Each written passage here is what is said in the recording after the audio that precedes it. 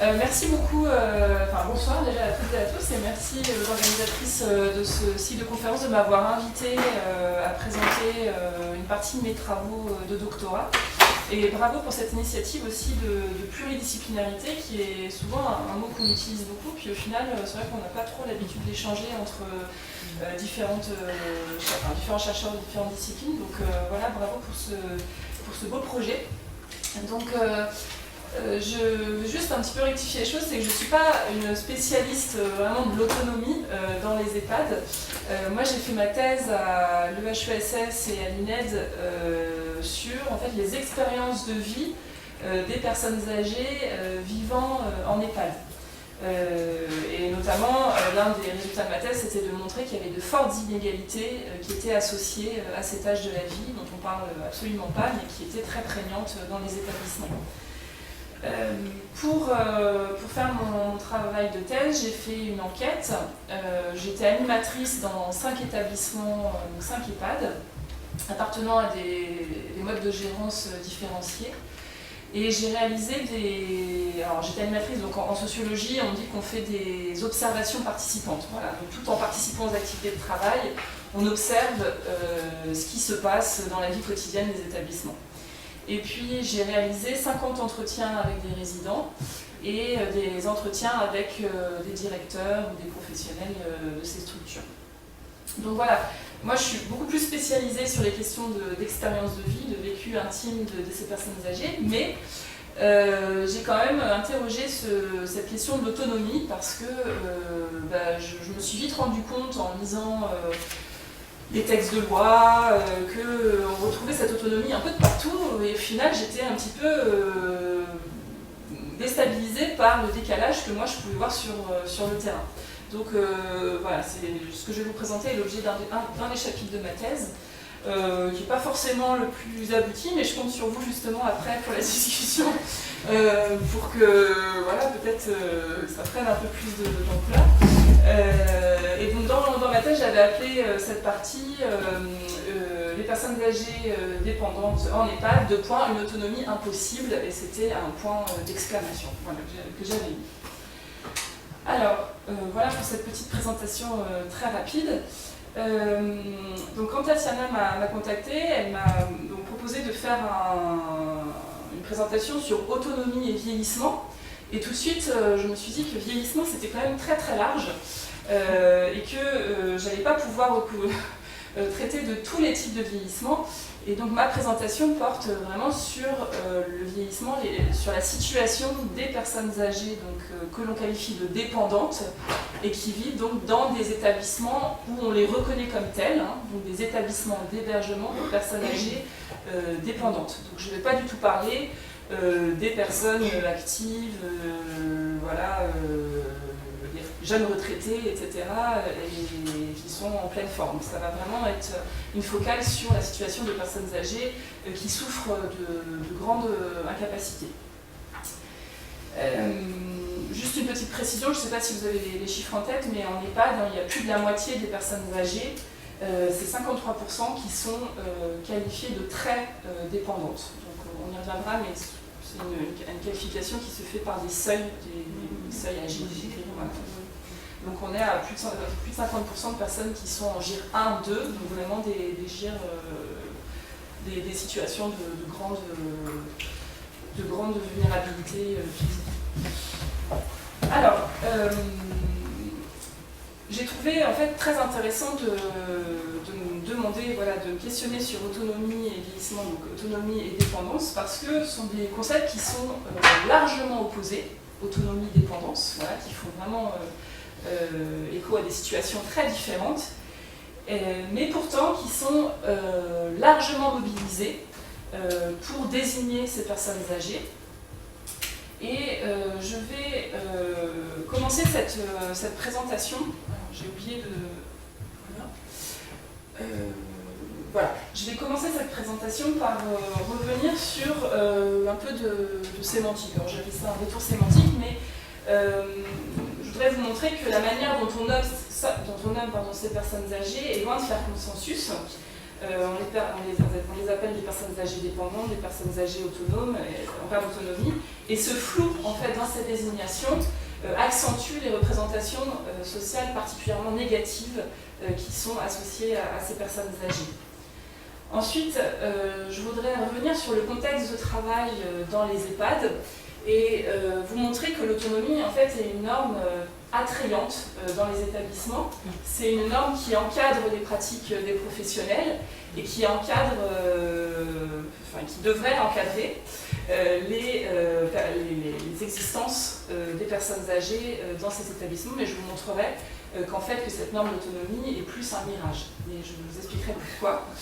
Et enfin, je voudrais faire parler en fait, les personnes âgées, vous montrer en fait, les paroles qu'elles peuvent avoir sur ce vécu en établissement et sur ce rapport à... alors tout à l'heure vous avez défini l'autonomie comme droit à l'indépendance, la liberté. Donc comment ces personnes négocient des marges de liberté, d'indépendance dans ces structures, ou comment elles n'y parviennent absolument pas. Et on verra que tout ça dépend des ressources que les personnes peuvent mobiliser. Excusez-moi, GIR. Alors oui, GIR, donc c'est le groupe ISO-ressources. Donc c'est un seuil de dépendance. Groupe ISO-ressources. Alors, on va revenir sur, très rapidement sur cette sémantique. Donc, depuis les années 1970, la dépendance est devenue le qualificatif officiel pour désigner les personnes âgées de plus de 60 ans qui sont atteintes d'incapacité dans les actes de la vie quotidienne et qui ont besoin donc d'être aidées. Ce terme va se substituer progressivement à ceux de grabataires ou d'invalides pour devenir vraiment le qualificatif de la vieillesse qui va mal. Voilà, donc dépendance, voilà, c'est la vieillesse qui va mal. Et la vieillesse qu'on ne veut surtout pas avoir pour soi ou pour autrui. Donc c'est une définition qui a été apportée par des gériatres, une définition très médicale, et qui renvoie à une incapacité à vivre seul, à une forme d'assujettissement au détriment de la connotation plus positive de la dépendance, parce que les travaux sociologiques fondateurs ont montré que la dépendance désignait des relations de solidarité entre les individus entre eux, puisque nous sommes tous dépendants les uns des autres. Mais les gériatres ont plutôt insisté sur ce côté très négatif de la dépendance.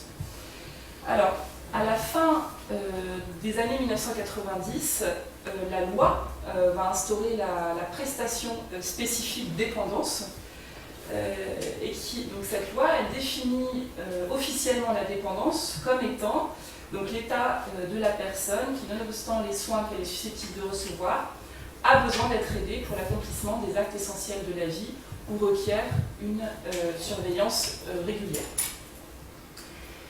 Et c'est à partir de cette loi, qui là aussi donne une connotation toujours négative de la situation des personnes âgées, c'est cette loi donc, qui va officialiser des seuils de dépendance qui vont être mesurés par un algorithme et qui va donner naissance à la grille nationale Agir, donc à ces fameux groupes ISO-ressources. Donc il y a 4 groupes ISO-ressources, du 1 à 4, enfin 6, mais bon, on est une personne dépendante à partir du GIR 4. Et donc, on est très très dépendant dans des situations, enfin on est, comment dire ça, oui, on est désigné comme très dépendant quand on est en GIR 1 ou GIR 2, on est dans des situations d'alitement. Alors, ce terme de dépendance, il est loin de faire consensus, il a fait, et il fait toujours l'objet de beaucoup de débats entre les experts. Et notamment, il y a toute une partie des gérontologues qui se sont offusqués de cette définition médicale de la dépendance si négative, et notamment parce que dans son sens premier, en tout cas pas dans le sens sociologique, mais dans le sens premier, la dépendance désigne des relations de soumission, de domination d'un individu à l'égard d'une addiction. On parle de dépendance alcoolique, de dépendance amoureuse, par exemple. Et puis, ces personnes, ces experts se sont beaucoup offusqués de ce terme parce que les normes sociétales actuelles dans nos sociétés néolibérales valorisent l'autonomie et la responsabilité individuelle. Et là, je cite vraiment les travaux d'Alain Ehrenberg. Et donc, voilà, ce terme de dépendance fait l'objet de critiques particulièrement, en tout cas de représentations sociales particulièrement négatives pour ces personnes âgées. Alors, qu'est-ce qu'ont fait les politiciens? En 2001, ils ont quand même pris en compte ces critiques qui étaient associées à ce terme de dépendance, et ils ont instauré la loi qui a créé l'allocation personnalisée à l'autonomie. Donc là, il y a eu un changement de dénomination de ces personnes âgées, parce que, en parlant des personnes en perte d'autonomie, les politiciens et les experts qui faisaient partie de ces groupes de travail trouvaient que c'était quand même un petit peu plus attrayant. Voilà, en tout cas, était moins négatif que ce terme de dépendance. Alors, j'ai juste mis, on n'est pas obligé de tout lire, mais j'ai juste mis l'extrait de la loi qui parle donc de perte d'autonomie pour désigner ces personnes âgées.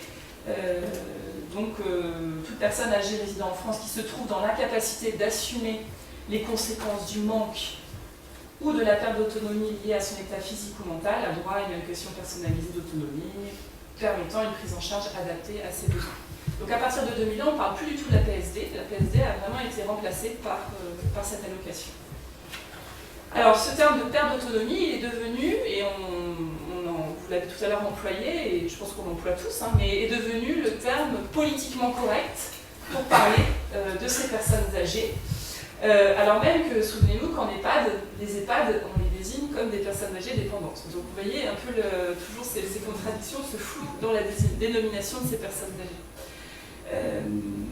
Alors, quand on lit cet extrait de loi, au final, la loi ne définit pas véritablement ce que c'est que l'autonomie, la perte d'autonomie.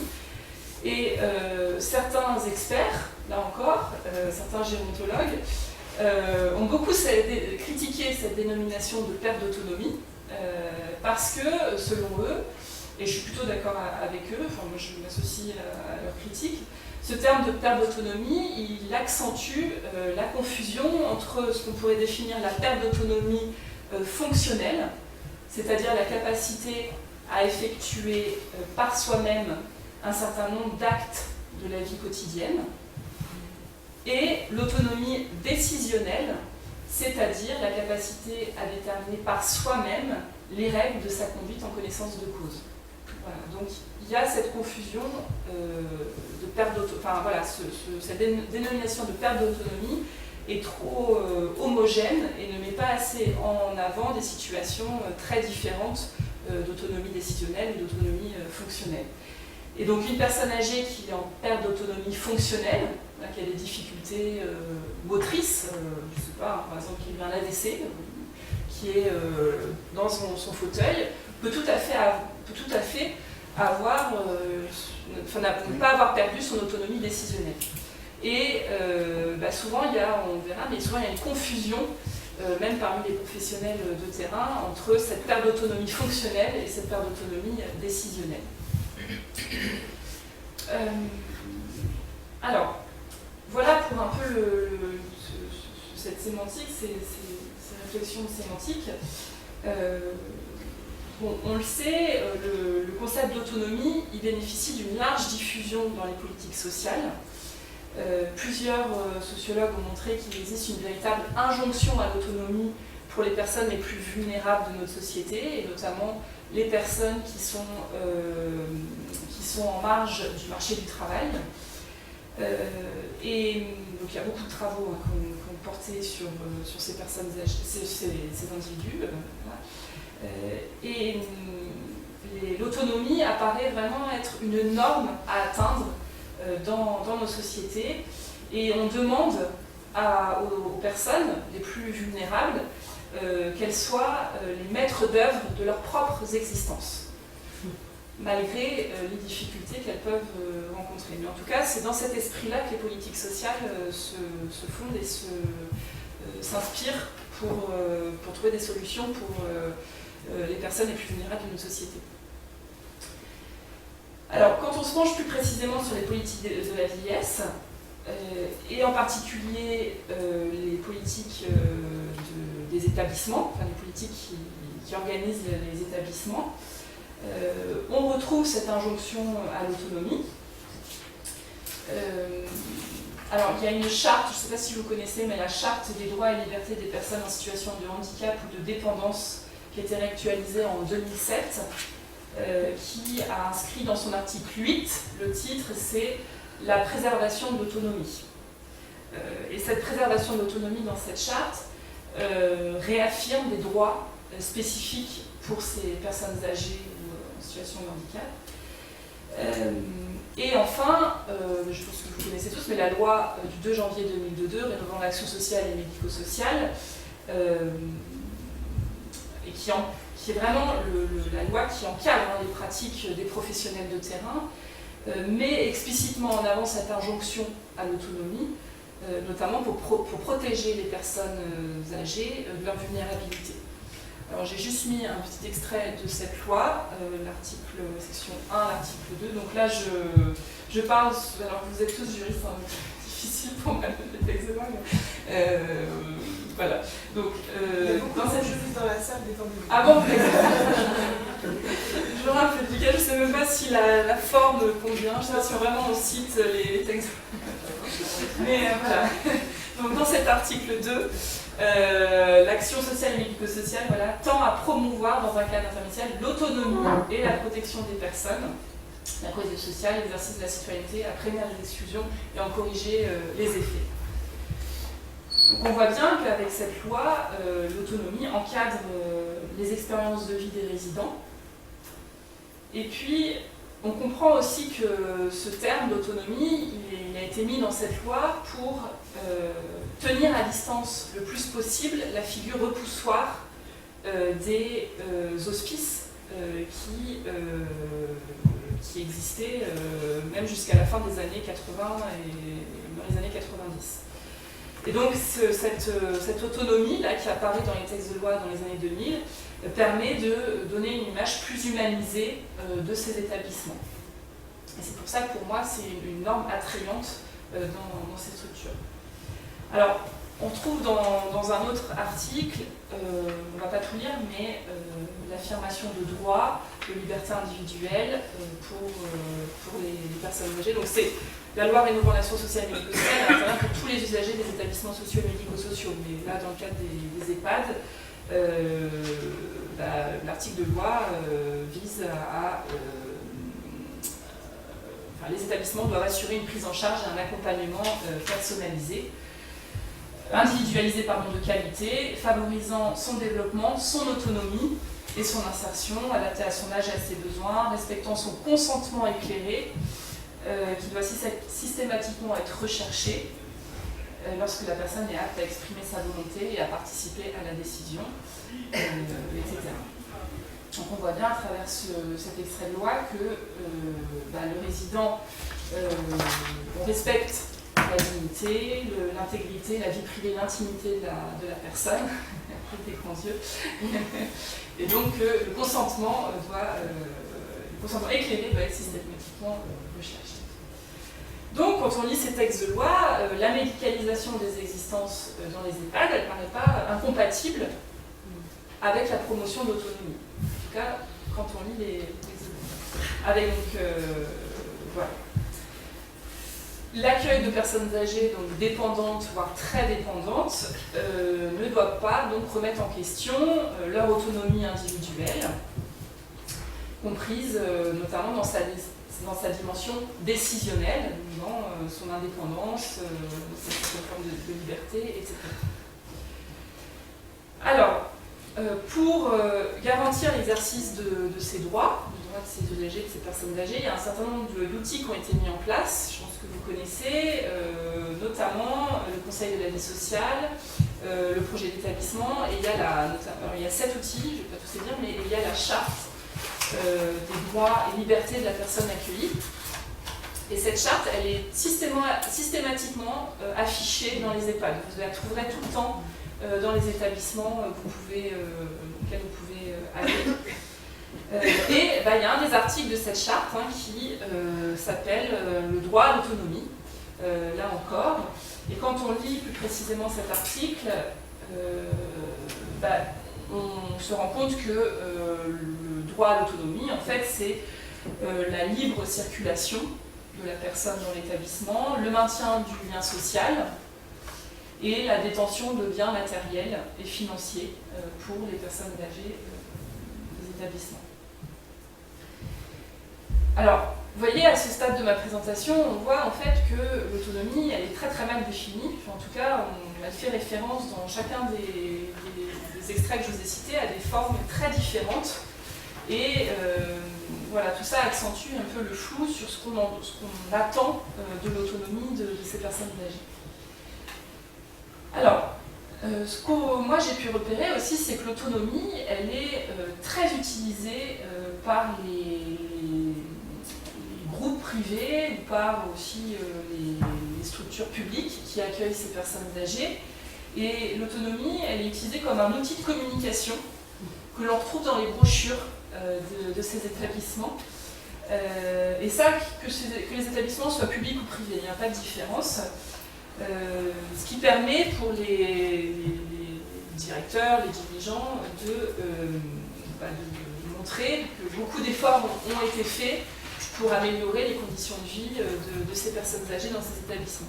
Donc par exemple, voilà deux extraits de brochures dans un établissement public ou dans un établissement privé. Donc, sérénité et bien-être, des lieux de vie dédiés à la convivialité, à la détente et à l'autonomie.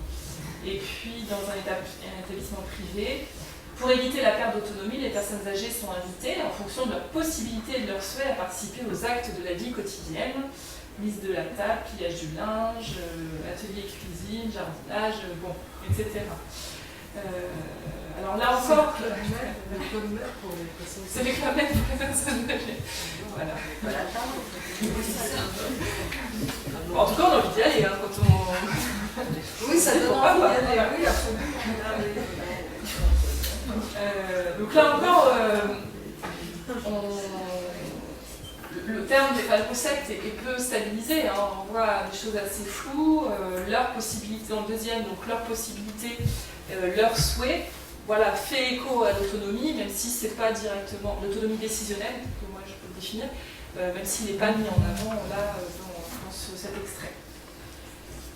Mais quand même, en raison des états de santé des résidents, l'autonomie est souvent utilisée dans les brochures avec un autre terme, et ça va être l'accompagnement au maintien de l'autonomie. Voilà. Enfin, c'est souvent de cette manière-là que les brochures, que l'autonomie va apparaître dans les brochures.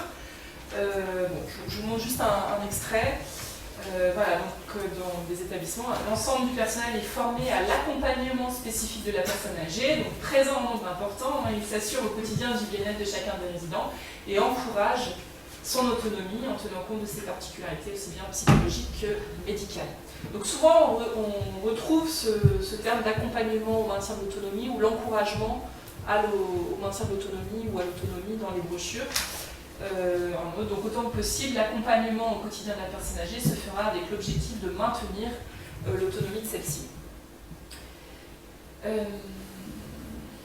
Donc on peut voir, en fait, un peu naïvement, si on se cantonne à ces extraits de loi, si on se cantonne à ces brochures, que l'accompagnement au maintien de l'autonomie est vraiment la norme qui encadre et organise les expériences qui encadre les pratiques des professionnels et qui organise les existences des personnes âgées dans ces établissements.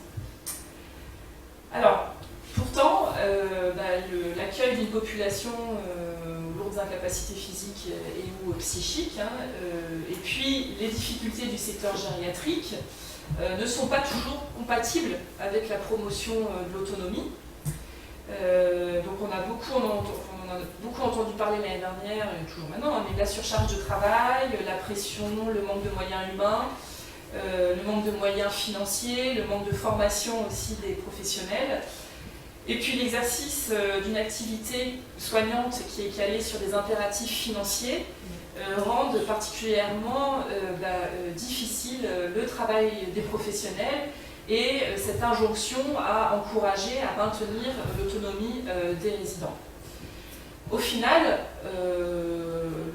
l'injonction au maintien de l'autonomie, elle apparaît être un mirage voilà, être un mirage. Donc, moi, tel que j'ai pu l'analyser, on y reviendra, mais moi j'ai plutôt expliqué dans ma thèse qu'au final, ce n'était pas tant une norme d'autonomie qui organisait les existences dans les établissements, mais c'était plutôt une norme de dépendance totale et entière aux soignants, aux professionnels, qui organisait les existences dans ces établissements. Voilà.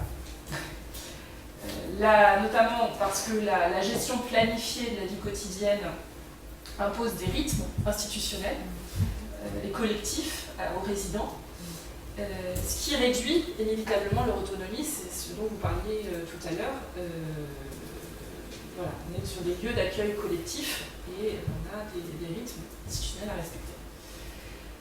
Alors, les directeurs sont tout à fait conscients de tout ça. Il ne faut pas penser qu'ils sont dans leur tour d'ivoire, loin de là. Par exemple, une directrice m'explique, ici vous savez, il y a des horaires à respecter, ce n'est pas comme on veut. On n'est pas lavé quand on veut. Alors nous essayons de nous rapprocher le plus possible du rythme du résident, le rythme qu'il avait avant chez lui, pour le coucher par exemple. Mais il y a des impondérables qui font que je n'ai pas un agent pour chaque résident. Voilà.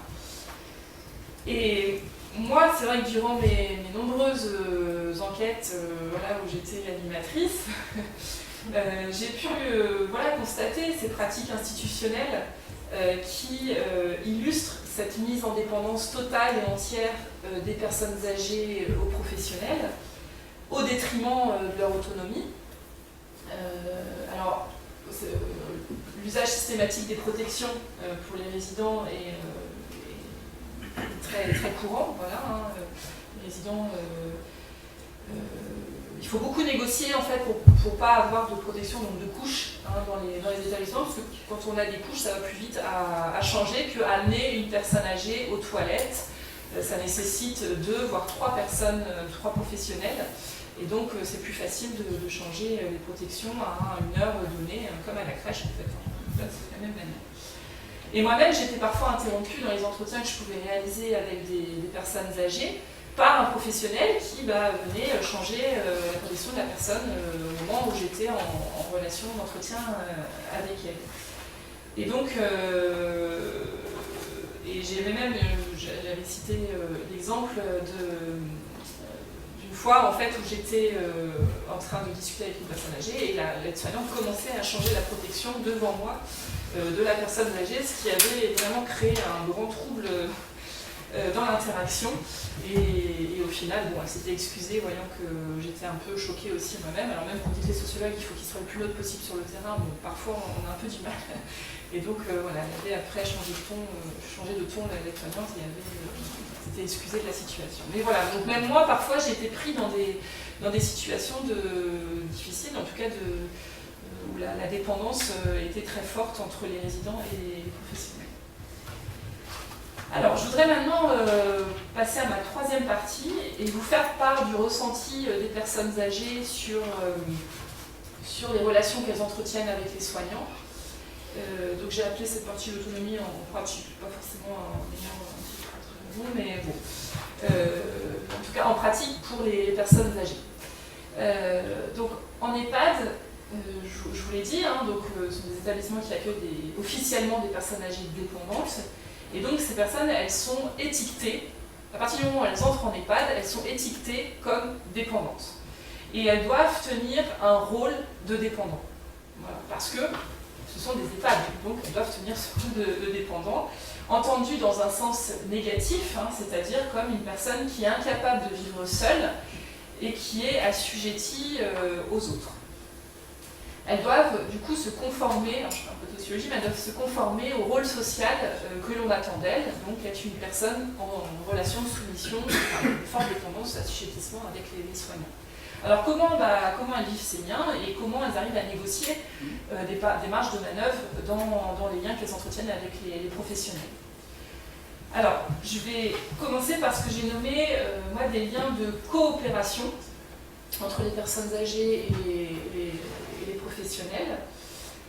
Ce type de relation, il représente une minorité, je vous dis tout de suite, de résidents. Ce sont ceux qui ont choisi de venir en établissement, volontairement. Ça a été vraiment un choix parce que ce sont des personnes qui avaient complètement conscience de leur état de santé, qui ne voulaient plus vivre seuls à leur domicile et qui ne voulaient surtout pas être un fardeau pour leur entourage, pour leurs enfants en l'occurrence. Alors ce sont des personnes qui ont eu notamment des aides à domicile, mais qui n'ont vraiment pas aimé cette expérience et qui ont préféré à un moment donné aller en établissement pour ne pas être un fardeau pour leur famille et parce qu'elles supportaient mal l'intrusion des aides à domicile chez elles en fait. Enfin, elles me l'expliquent comme ça. Alors pour ces personnes âgées, en fait, la vie en EHPAD est entièrement assumée. Et leur existence avec les soignants se font donc sous le mode d'une coopération totale et entière. Et elles cherchent notamment à se valoriser auprès des soignants. Alors les aides-soignantes, ces personnes âgées, elles les décrivent comme des personnes qui sont bienveillantes, qui sont très gentilles, qui prennent soin de nous, je cite. Et donc on peut percevoir que ces résidents, ils endossent le rôle de résident idéal. C'est-à-dire celui qui ne demande pas trop de travail. Et je vous laisse cet extrait d'entretien. Voilà, une personne qui me dit, Amélie, donc qui est une soignante, elle me dit, si tout le monde était comme vous, il y en a ici, il faut les habiller, les laver, les gens ici nous donnent beaucoup de travail. Pour les laver, il faut être deux. Moi, je suis plus simple à faire. Donc c'est un homme qui est assez rare dans l'établissement. Donc dans son cas, l'interaction avec cette aide-soignante, elle lui permet de se sentir plus autonome par rapport aux autres résidents et de mettre une distance par rapport aux stigmates de la dépendance qu'il peut voir autour de lui, la situation des autres personnes âgées. Alors, il y a d'autres résidents qui peuvent adopter des comportements qui peuvent aller à l'encontre des recommandations des professionnels. Donc ce sont des personnes qui vont détourner les prescriptions institutionnelles. Pourquoi ? Notamment pour garder des formes d'autonomie et surtout maintenir une identité valorisée, la plus valorisée possible. Alors, je vous ai mis ces extraits d'entretien d'une ancienne journaliste, 94 ans, et une ancienne femme de ménage. Donc, une me dit, je me débrouille tant que je peux avec mon déambulateur, ma chaise roulante, je me lève, je vais prendre mon petit déjeuner le matin à ma table de chevet, parce qu'au début, il me laissait dans mon lit et il me mettait des barres. C'était limité.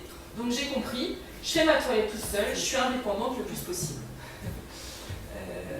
Voilà. Et puis une autre personne qui me dit, une chose que je fais, ça les étonne, je ne prends jamais l'ascenseur. Alors c'est une femme, pardon, je vais préciser, qui a une grosse tumeur au visage, voilà, qui a vraiment un visage très déformé et un œil vraiment qui a presque fermé. Donc elle me dit, une chose que je fais, c'est les étoiles, je ne prends jamais l'ascenseur.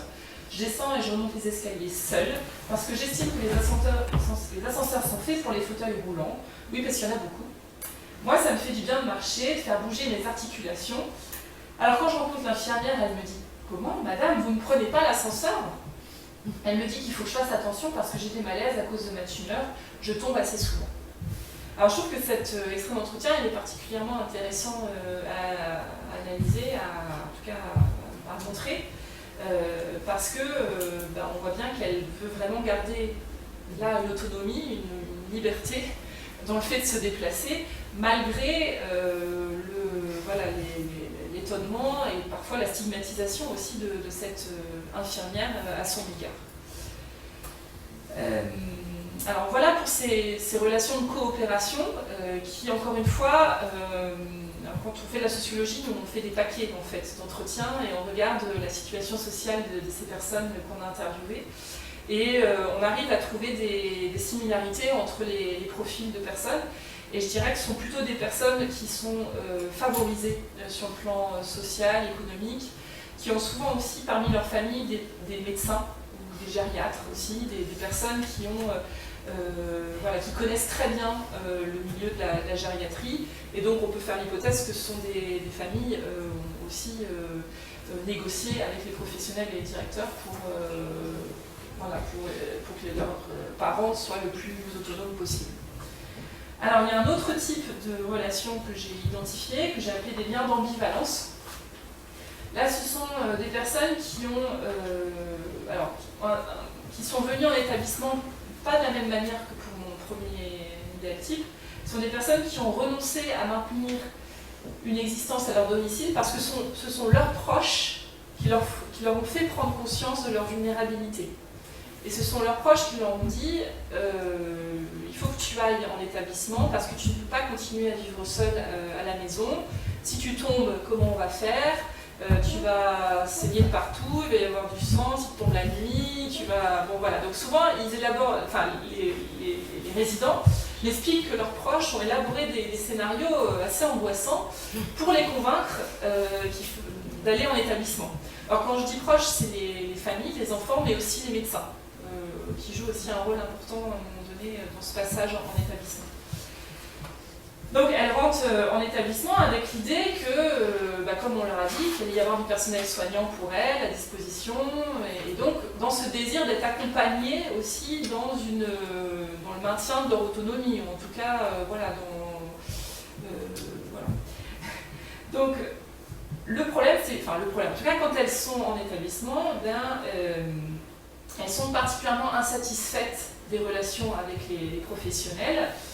Elle pointe du doigt l'ensemble des dysfonctionnements de l'établissement et elle critique avec virulence la pénurie de personnel, le manque de formation, l'insuffisance des moyens, etc. Alors, elle se victimise en fait d'une certaine manière dans la prise en charge qui leur est apportée. Donc, par exemple, ces personnes qui m'expliquent on ne m'aide pas beaucoup.